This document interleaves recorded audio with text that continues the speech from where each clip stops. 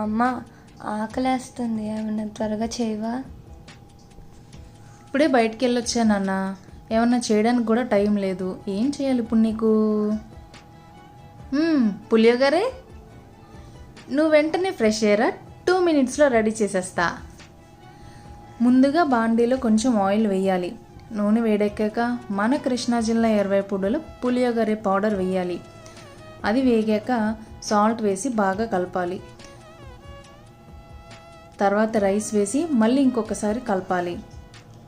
అంతే, delicious puliyogare ready.